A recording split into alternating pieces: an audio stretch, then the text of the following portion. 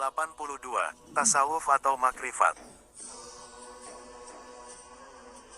Tasawuf atau makrifat itu adalah orang-orang yang selalu dekat kepada Allah Subhanahu wa Ta'ala dan Rasulullah Muhammad Sallallahu Alaihi Wasallam. Maka inilah orang mendapat maunah, kelebihan ilmu agamanya, tetapi biasanya yang bersangkutan tidak merasakannya, namun terlihat dari ibadahnya dan perkataannya. Maaf, pengkajian ini tidak menyangkut atau sisipan bahasa asing baik bahasa Inggris maupun bahasa Arab dan lainnya ini karena hanya menyesuaikan dari tafsir terjemahan Quran saja.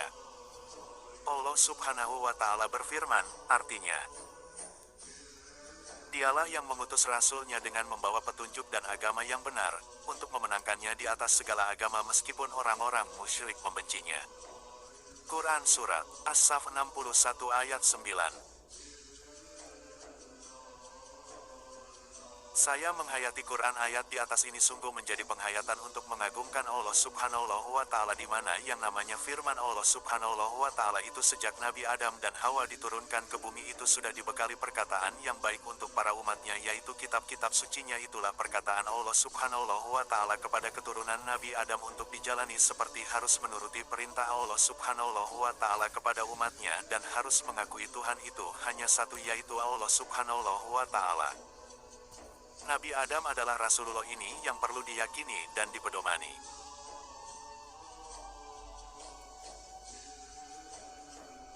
Tetapi umat manusia semakin lama semakin bertambah dan pola pikirnya berbeda. Walaupun sama-sama rohnya dari Allah Subhanahu wa Ta'ala yang ditiupkan itu sama, tidak ada perbedaan, yaitu tiupan roh dari 99 asmanya, yaitu ilmu pemahaman atau kepandaiannya dari segala bidang yang diucapkan oleh umatnya. Jadi disinilah kebanyakan manusia yang pintar, baik menciptakan, menganalisa, dan lain-lain untuk diperlihatkan kepada sesama yang diberi ilmu. Dengan ilmu ini kadang manusia lupa dengan asal-usulnya dirinya sendiri, apalagi mengingat Allah Subhanahu wa Ta'ala ini yang menjadi permasalahan, lupa dengan diri siapa Tuhannya. Makanya lambat laun turunlah yang namanya agama yang dipimpin oleh ketika itu Nabi bukan Rasul.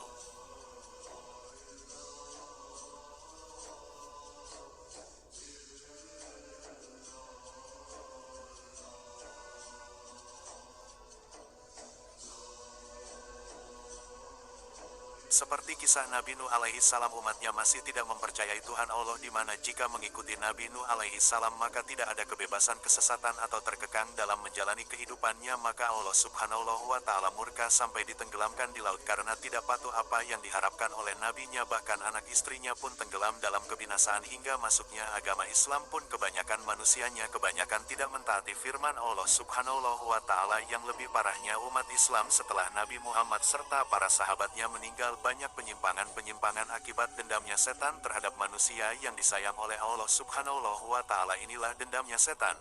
Bahkan ketika Allah Subhanahu wa Ta'ala menurunkan satu wali Allah, setan pun mengangkat wali setan ribuan yang tujuannya untuk menghancurkan dan menyesatkan seluruh manusia tanpa mandang umur maupun agamanya. Semuanya akan disesatkan, dan sekarang kita rasakan di zaman sekarang Islam yang walinya dari wali setan jauh perbedaannya dengan wali Allah, baik dalam menyampaikan syariat amanat Nabi Muhammad Sallallahu Alaihi Wasallam, amanat dari Allah Subhanahu wa Ta'ala. Dari cara penyampaiannya sungguh sangat meresap dalam umatnya.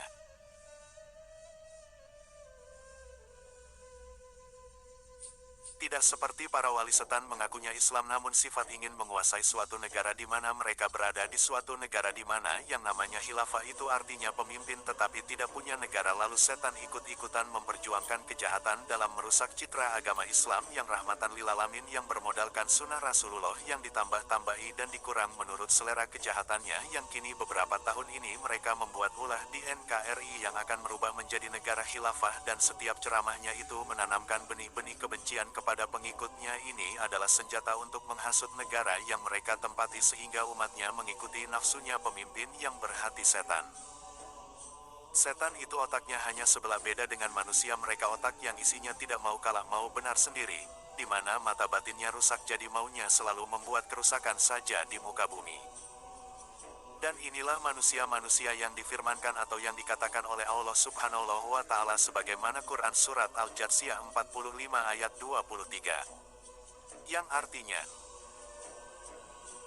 Pernahkah kamu melihat orang yang menjadikan hawa nafsunya sebagai Tuhannya dan Allah membiarkan sesat dengan sepengetahuannya dan Allah telah mengunci pendengarannya dan hatinya serta meletakkan tutup atas penglihatannya, maka siapakah yang mampu berikannya petunjuk setelah Allah membiarkan sesat? Mengapa kamu tidak mengambil pelajaran?